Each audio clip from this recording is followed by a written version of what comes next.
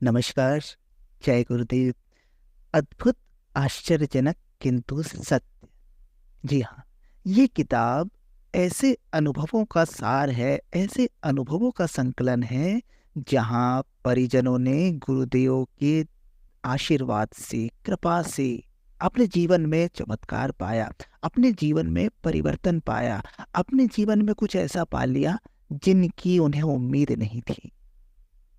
हालांकि गुरुदेव जब तक भौतिक शरीर में रहे तब तक अपने हर शिष्य, हर परिजन को ये कहते थे कि बेटा, मैंने तेरा काम तो कर दिया, पर ये किसी को बताना मत। अगर तुम सबको ये बताते रहोगे तो सब मुझे एक सिद्ध संत समझ लेंगे, चमत्कारी बाबा समझ लेंगे, और फिर मेरा काम करना मुश्किल होगा, यहां से वहां तक लाइन लग जाएगी। मुझे आदेश मिला है एक लोक सेवी का जीवन जीने के लिए, लोगों को अध्यात्म का सही मतलब समझाने के लिए। अतः मेरी चमत्कारों को तुम कम से कम मेरे जीते जी, कम से कम मेरे भौतिक शरीर में रहते हुए मत बताना। तो हालांकि गुरुदेव के जब भौतिक शरीर में वो थे तो भी कुछ साधक, परिजन, शिष्य अपनी घटनाओं का उल्लेख कर देते थे, किंतु फिर भी गुरुदेव इन सबको मना करते थे। गुरुदेव का भौतिक शरीर छूट जाने के बाद एक किताब प्रकाशित हुई, अद्भुत, आश्चर्यजनक किंतु सत्य। उसमें उन परिजनों की, उन शिष्यों की भाव विभोर कर देने वाली कहानियां हैं, जिसमें उन्होंने गुरुदेव के चमत्कार को साक्षात अनुभव किया। गुरुदेव के भौतिक शरीर छोड़ देने के बाद भी सूक्ष्म जगत से गुरुदेव कैसे काम करते हैं, स्थूल शरीर में रहते हुए गुरुदेव ने कैसे लोगों का जीवन बदला, इन्हीं सब कहानियों का संकलन है इस किताब में। तो इस किताब की श्रृंखला में जो कहानियां आएंगी वो शिष्यों के स्वयं के अनुभव है। हम उनका नाम लेकर यहाँ पर इन कहानियों को पढ़ने का प्रयास करेंगे। इन कहानियों को आपको बताने का उद्देश्य किसी प्रकार के अंधविश्वास या अंधश्रद्धा को बढ़ावा देना नहीं है, बल्कि ये कहानियां आपको बताएंगी कि अगर अपने गुरु में, अपने आराध्य में, अपने इष्ट में एक निष्ठ हैं हम, समर्पित हैं हम, श्रद्धावान हैं हम, तो निश्चित रूप से हमारे जीवन में भी चमत्कार हो सकते हैं। गुरु कृपा से क्या क्या संभव है, कैसे थे हमारे गुरु, कैसे हैं हमारे गुरु, इस सब का सार है ये किताब। तो इस किताब की एक एक कहानियां एक एक वीडियो के माध्यम से आपके सामने हम प्रस्तुत कर रहे हैं।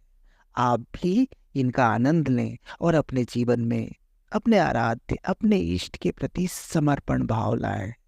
समर्पण से चमत्कार घटित हो सकते हैं। तो शुरू करते हैं।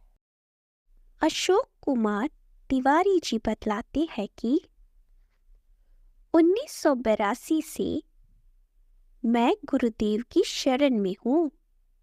मेरा पूरा परिवार ही उनके विचारों से प्रभावित है, इसलिए मेरे विवाह में दान दहेज की कोई बात नहीं रही।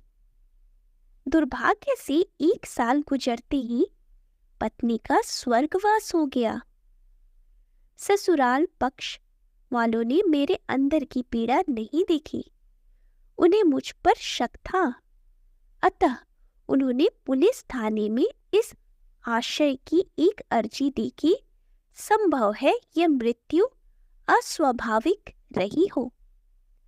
थाने से दरोगा आए, पूछताछ हुई, फिर दिवंगत पत्नी के माता पिता भी आए, देख सुनकर चले गए। चूंकि हमें कोई खोट नहीं थी, एक चिकित्सक के नाते काफी लोग जानते पहचानते भी थे, इसलिए पास पड़ोस के लोगों की बातें सुनकर आखिरकार वे संतुष्ट हो गए कि इसमें हमारा कोई दोष नहीं, केस तो खत्म हो गया है। लेकिन इन घटनाओं से मैं अंदर से टूट गया, जीने की कोई इच्छा शेष नहीं बची थी। ऐसी विषम परिस्थितियों में पूज्य गुरुदेव के सत्य साहित्य का स्वाध्याय करने से धीरे धीरे मेरा मनोबल बढ़ता गया और जैसे तैसे मैं अपने आप को सहज करने में काफी हद तक सफल हुआ। कुछ ही दिनों बाद पूज्य गुरुदेव के सूक्ष्म संरक्षण से सबल होकर मैंने अपनी दिनचर्या को नियमित कर लिया। चिकित्सा कार्य के साथ ही मैंने अपना एक क्लिनिक भी खोल लिया ताकि अधिक से अधिक व्यस्त रहा जा सके। सन 1992 की बात है। उन दिनों मैं दोपहर के समय 1 से 5 बजे तक चिकित्सा कार्य से समय निकालकर प्रत्येक दिन गायत्री परिवार का एक कार्यक्रम कर लेता था। इस तरह गुरुदेव का काम करने का संतोष भी मिल जाता था और पूरे दिन व्यस्त रहने के कारण किसी प्रकार की चिंता भी नहीं घेर पाती। वह शनिवार का दिन था। थोड़ा समय मिला तो गंगा स्नान करने चला गया। कई सालों के अनाभ्यास के कारण तैरने की आदत छूट चुकी थी, इसलिए मैं सावधानी पूर्वक किनारे ही डुबकी लगा रहा था। नहाते नहाते अचानक फिसलकर प्रवाह में आ गया। मैंने बचाव के लिए चिल्लाना और हाथ पांव मारना शुरू किया। मेरे एक साथी के पिता कुछ दूर तक तैरकर पीछे पीछे आए, पर फिर लौट गए। मैंने स्काउट की किताब में डूबने से बचाव के कुछ उपाय पढ़ रखे थे। उन्हें भी आजमाया, लेकिन सब बेकार। मन ने कहा, अब अंतिम समय आ गया, दूसरी दुनिया में जाने के लिए तैयार हो जाओ। मेरे मुंह से अचानक निकला, हे माँ, और मैं अचेत हो गया।